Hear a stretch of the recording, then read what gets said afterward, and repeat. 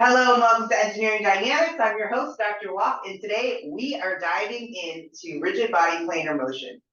There are two methods that you can use in solving these types of problems. The first one is relative motion, which I already discussed in a previous video, and the second method is instantaneous center. To understand this type of method, we really need to understand the concept of what an instantaneous center is. It really is just an imaginary point. It's an imaginary point where at that moment in time, the rigid body that you're looking at is undergoing pure rotation. So what does that look like? Let's draw that. So let's take a rigid body. We'll label one end A and one end B. Now I said that this body at this instant in time is going to rotate about an imaginary point. Just looking at this thing, I have no idea where this point is. I need to locate it. One method to locate an instantaneous center is to use a method called vectors. There are also, just by inspection you can find it, and another method is using geometry. We'll kind of look over each one of those methods, but just to understand what the instantaneous center is, let's look at the vector method. If I told you that vector A was undergoing a motion or has a velocity vector that looks like this, and I told you that B has a velocity vector that looked like this, the vector method states that you have to draw perpendiculars to the vectors themselves at the end of the vector or the start of the vector. So I'm going to go to the butt of each vector and I'm going to draw a perpendicular line as perpendicular as I can get it, and I'm going to extend that line. I'm also going to do the same thing for VC. I'm going to draw a perpendicular. At the intersection of these two perpendiculars is the IC. So at this moment in time, this rigid body is going to rotate about the IC. You are already familiar with relative velocity. Or relative motion to find velocity. So if I asked you to find omega AB, naturally, knowing relative motion, you would say that VA equals VB plus omega AB cross RA with respect to B. But now I'm saying I no longer want to use this method. I want to use the instantaneous center method. And what the instantaneous center does is it says that in this moment in time, this rigid body is rotating purely about the IC. That means that every single point on this body rotates about the IC. So if I wrote VA with respect to the IC, I would have the following. Cross RA with respect to the IC. So I'll explain these terms in a minute. So we are looking for the velocity of A. We are using the instantaneous method on this equation. The definition of the instantaneous velocity means that at this moment in time, this point has no velocity. That means this term goes away. That further, right, it says that our definition of this rigid body being in pure rotation is correct, because now our equation is the pure rotation equation. So we are still, the omega AB, sometimes this confuses students of why it's not AIC. It's not AIC because we are investigating the AB rigid body. We want to know how this rotates. This is an imaginary point. Okay, this point is just to analyze the same rigid body in pure rotation versus in planar motion. So your omega, no matter if you are analyzing A to IC, B to IC, or any random point along the rigid body to the IC, you are still looking at its rigid body. Okay, so you're still analyzing this with omega AB, okay? The only thing it's going to change now is your position vector. Your position vector. So you do have to say RA with respect to IC. So our vector, let me do it in blue. Our vector, our position vector of A with respect to the IC is going to look like that. So we can say that AI equals, or I'm sorry, VA equals omega AB cross RA with respect to IC. In this case, it has 0 in the X and it has some distance in the Y. That is now your formula or equation to find the velocity at C. You can do the same thing for the velocity at B. So if I had velocity at B equals omega AB cross RB with respect to the IC. So again, your omega AB is not going to change, okay? It's just your position vector. And again, realizing that using a point that is imaginary so using the point IC, all it does is it takes this planar motion and it forces it into pure rotation about a fixed axis. So it simplifies the equation, okay, by canceling one term. There are other ways that you can find the instantaneous center. Again, this is only one method. The second method is by inspection. So if I have a ball on a platform that is rolling without slipping, it doesn't have any friction, it is moving this way in a linear velocity fashion, but it is also rolling with an angular velocity. So imagine, your wheel of your car, but again, no friction, no slipping. So by inspection, I know that the point that the wheel touches the ground at that instant in time has a 0 velocity. This means that my IC is located here, okay? So that's the second method is going to be just by inspection. Your third is by geometry, and that we will see. Well, probably, actually, I could show you here. So if I wanted to locate, if I had another circle here and I said that it doesn't have a table or anything, it's just this is my here and here. I just have two known velocity vectors. What I'm going to do in this case is I'm going to draw a perpendicular from the tails. So that's here and here, but that doesn't really give me much. On this side, the two perpendiculars intersected. In this case, they're not going to intersect, so we do have to form an additional line. And in this way, we connect the heads.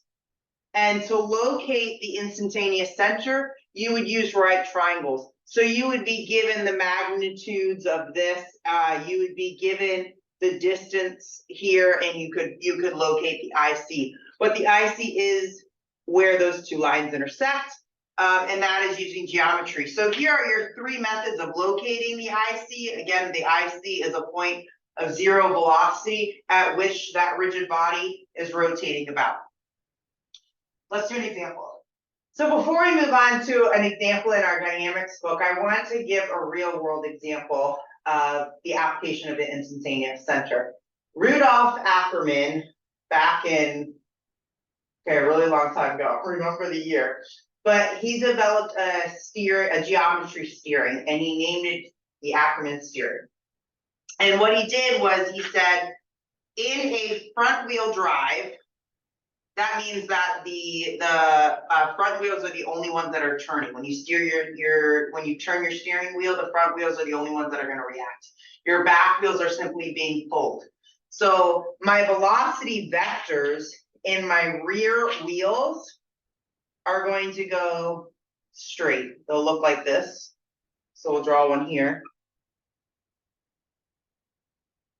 If you didn't notice, this is my car. These are my back wheels, and these are my front wheels. And then my velocity vectors of my front wheels. And I don't know if you can see this, but the front wheels are actually at different angles. Why are the front wheels at a different angle?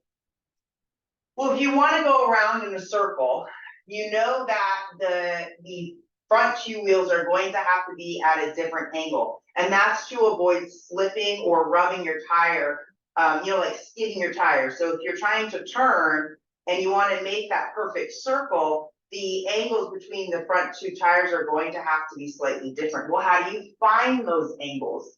That's where Ackermann geometry comes in. So what you do is you know the way you want your wheels to turn to make that perfect circle, but I need to know the angles. So we use instantaneous center to find that. We are going to use the method to find the instantaneous center by using vector method. So we have our velocity vectors. All we have to do now is draw perpendiculars. So if I draw a perpendicular and I extend the line out, so these are perpendicular to this line. Now I need to draw perpendiculars to this line. And another perpendicular to this line.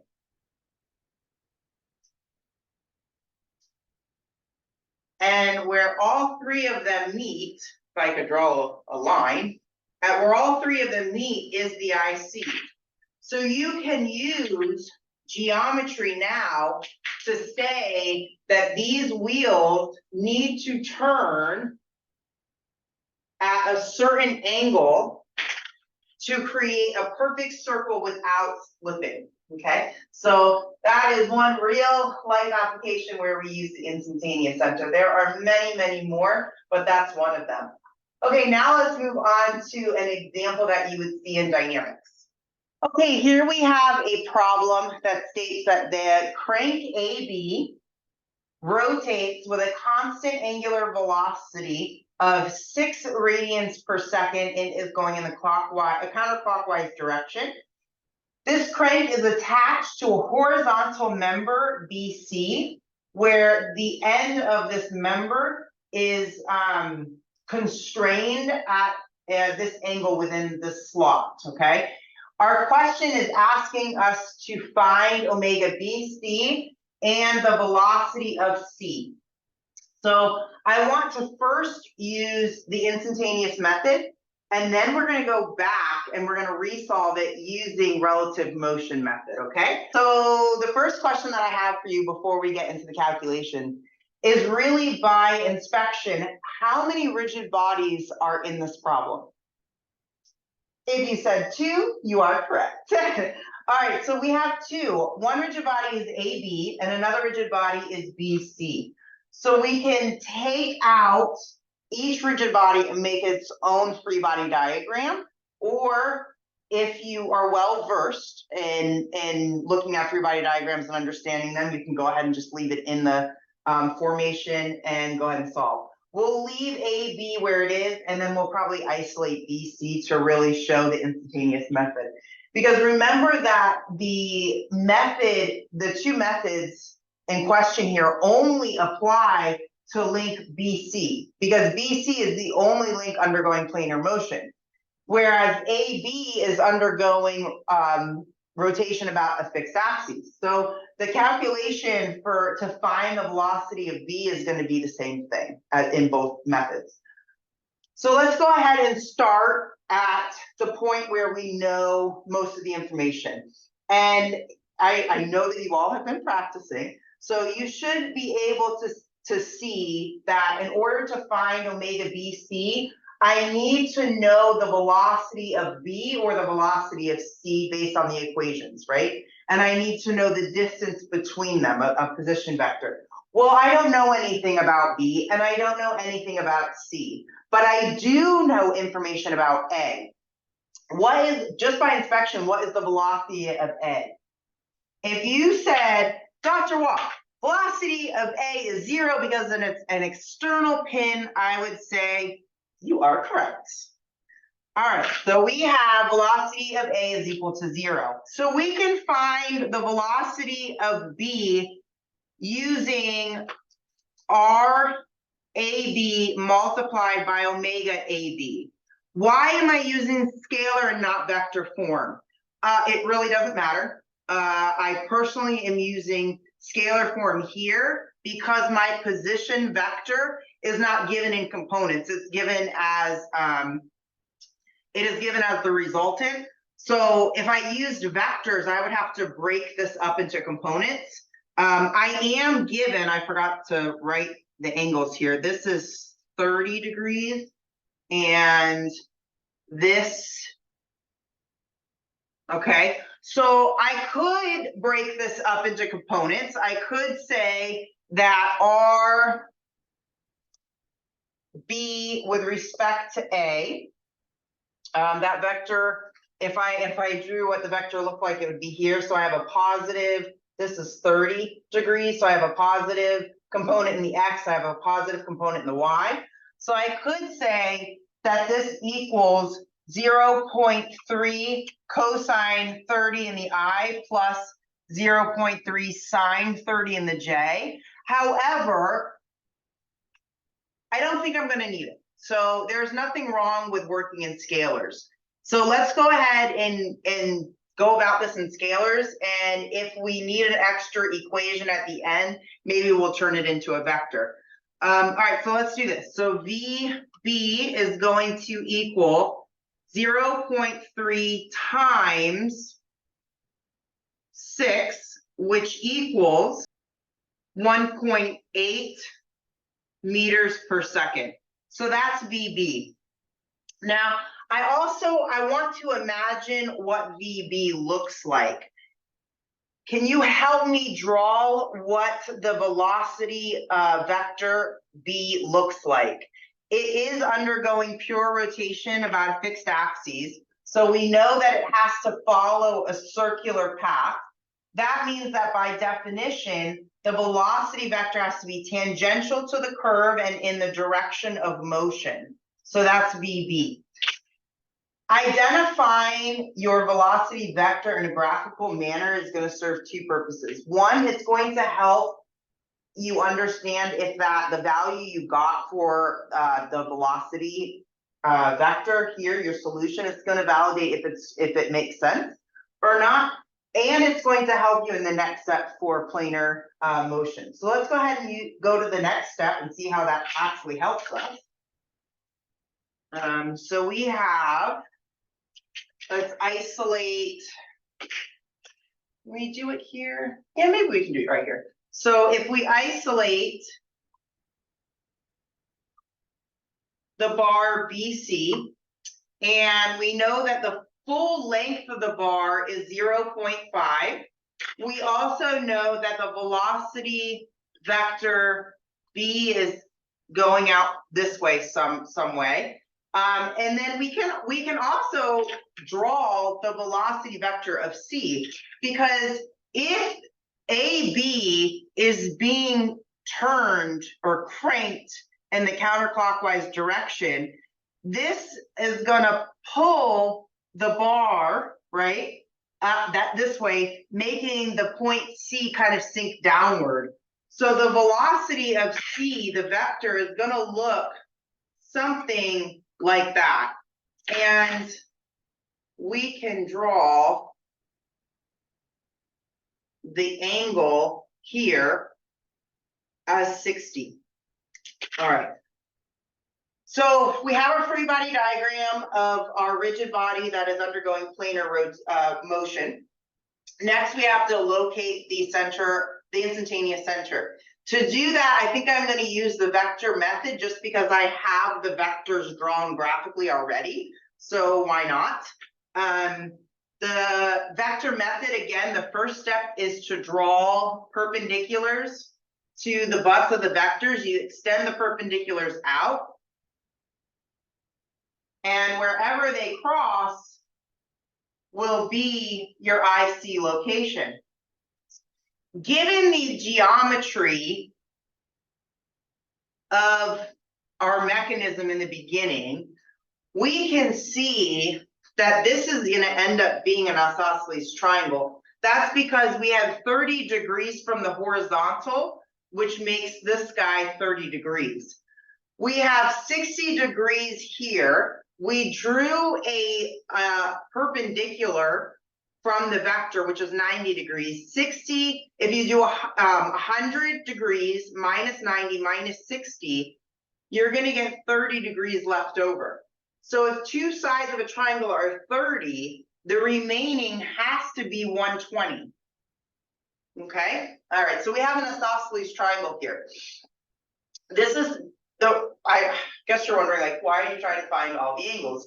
I'm trying to find the angles because I know in my equations I'm going to have those position the position vectors, or the length of the distance between each point and the IC. So why don't we start writing some equations down so that's a little bit more clear. Remember that we are looking for the angular velocity of this member. I'm assuming positive. We'll see at the end if it's positive or negative. So to find omega BC, I know something about B because I found that already. So I know the velocity of B. So if I say the velocity of B equals omega BC multiplied by RBIC. Again, I'm saying in scalar because my velocity B is given in scalar. My velocity of B is 1.8. I don't know omega. I'm trying to find this. This is what we're looking for. And the length BIC. So this is the length RBIC. Again, it's not a vector, so I don't care where it's pointing. I just want the length of that. How do I find the length of a missing side when I am given angles? If you said the law of sines, you are correct. So what I'm going to do, since this is an isosceles triangle, I'm just going to draw a midpoint here.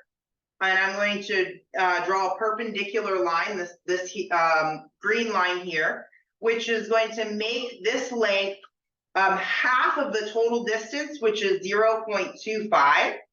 And it's going to make this new angle half of 120, which is 60. So the law of sines says that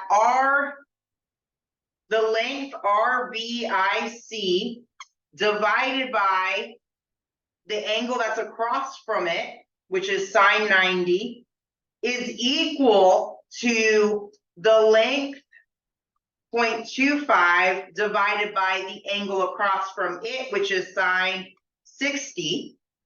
And I can make it another relation and say that the length here, h, is equal, or the length h divided by the across sine.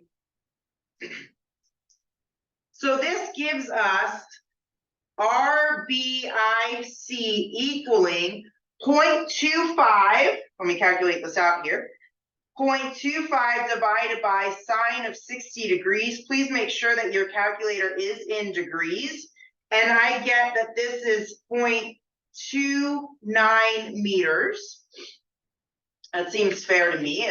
It's in the realm of the distances that we're working in, the values we're working in. So we have now that this is equal to 0.29.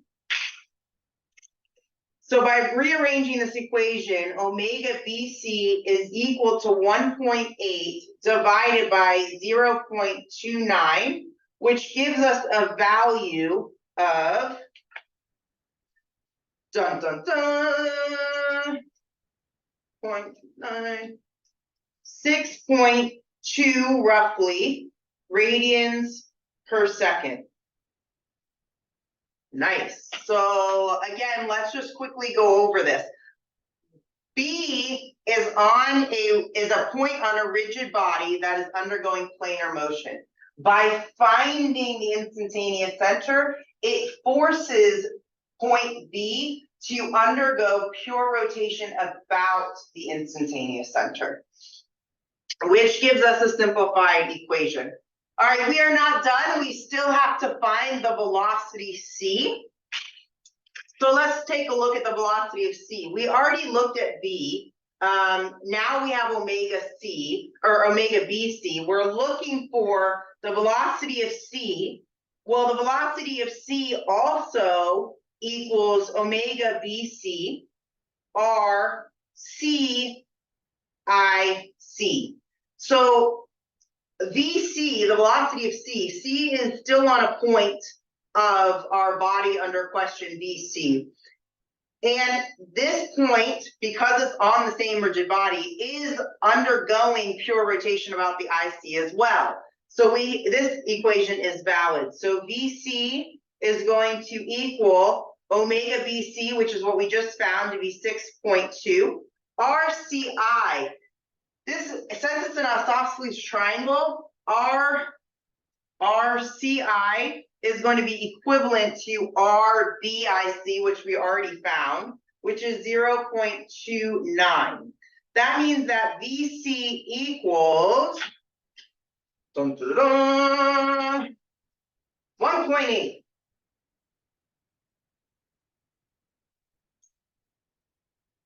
Nice. Okay. That solves that problem using instantaneous method. Do you think that we can replicate these results using relative motion? I don't know. Let's find out. Okay, so why don't we go ahead and take a look at, I told you from the beginning that it doesn't matter what method, or not method, but what form that you use when it comes to rigid body AB when solving for velocity of B. You can either use scalar or a vector. I went with scalar because of what it was given, so why don't we just continue with that and see what happens. So we said that VB equals 1.8, right? Yep, meters per second. So that then leaves us, we are going to redraw our rigid body. We have B, we have C, it has a length of 0.5. So I can say that VB equals VC plus omega BC R B C.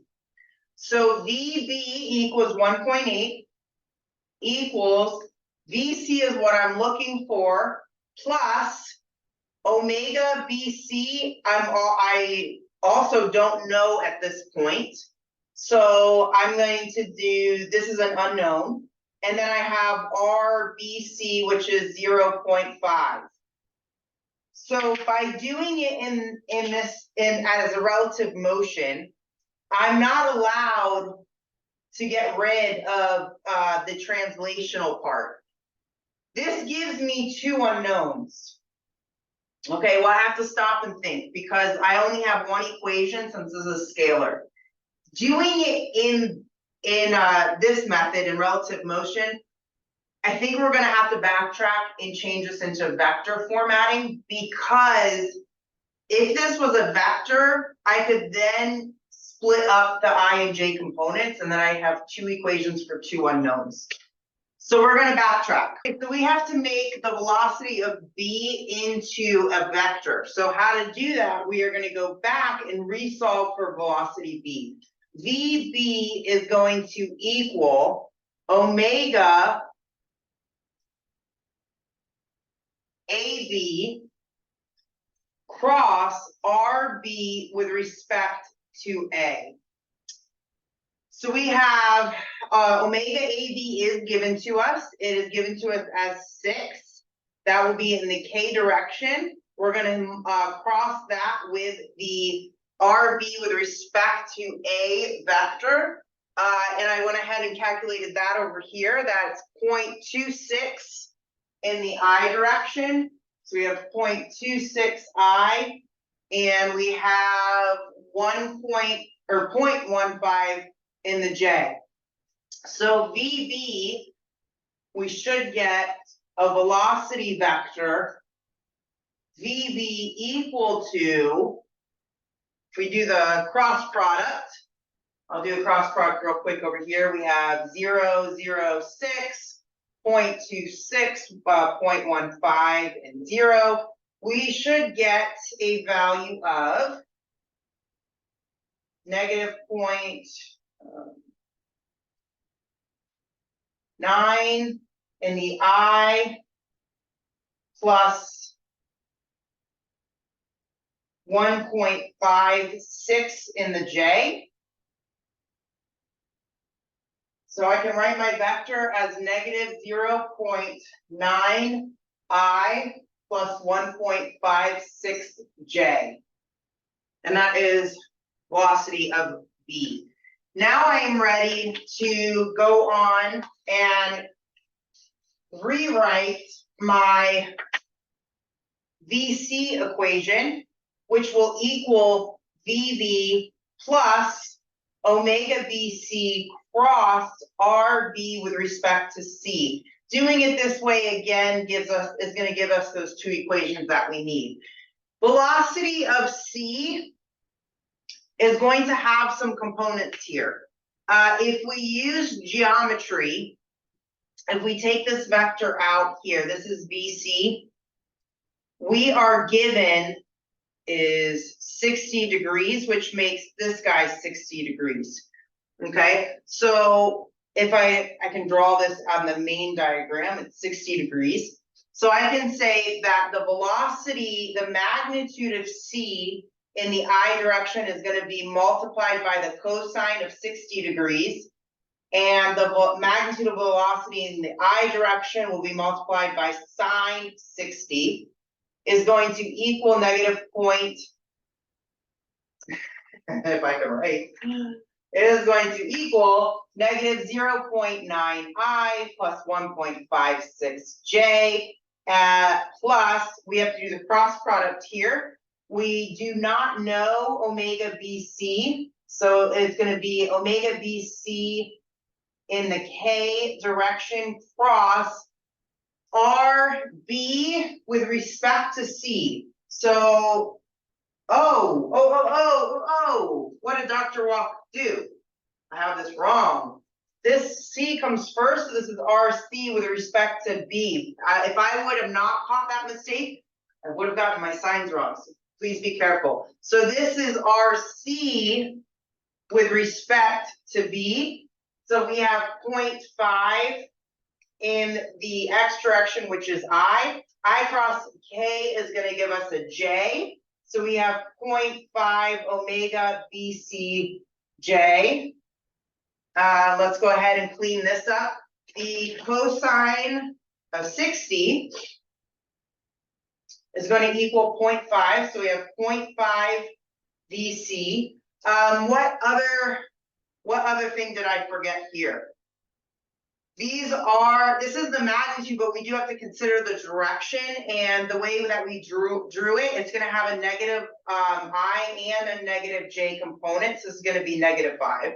And then we have sine 60, which is going to be negative 0.866 J equals negative 0.9 I plus 1.56 J. Now we are finally ready to break these up into components. Let's do our I component first. I'm choosing my I, it doesn't matter if you do I or J first, really. I'm choosing my I component, and this still has a VC in it. I'm choosing my I component because it only has one unknown. So it's going to equal negative 0.5 VC equals negative 0.9 I. So my VC is going to equal negative 0.9 divided by negative 0.5, and I get 1.8 meters per second. Hey, look at that. That matches what we got earlier. Let's see if we can get the last variable to match. So if I now equate my I terms, or my J terms, excuse me, I have negative VC times 0.866 equals 1.56 plus 0.5 omega BC. So I know that my VC is equal to 1.8, so I can do 1.8 times negative 0.866 equals, I'm going to subtract 1.56, and then I'm going to divide by 0.5, and I'm going to have that my omega BC equals 6.2376. And since I did this in vector form, it did give me a sign of a negative, which means, note that this gives a magnitude. It will always be positive. If you want indication of directions, you have to use vectors, which means that omega is really rotating in the clockwise direction, which means on our original drawing here, we assumed positive, which is totally fine, because at the end of your calculations, they're going to tell you if you guessed right or wrong. Here, we didn't guess correctly, so omega BC is really going in the clockwise direction. And this makes sense since we said the velocity of C is going to be traveling down the slot. If you look at this mechanism, if one is turning this way, the other one's sliding down. So that makes sense. Our answers are good, and I like the final results. And that's what matters, right? Make your professors happy. No, we did good. I hope that this example helped you define the difference between the two methods, when it is convenient to use the instantaneous center, and when it's convenient to use scalar versus vectors. If you like this video, please give us a thumbs up and consider subscribing, and I will see you next time.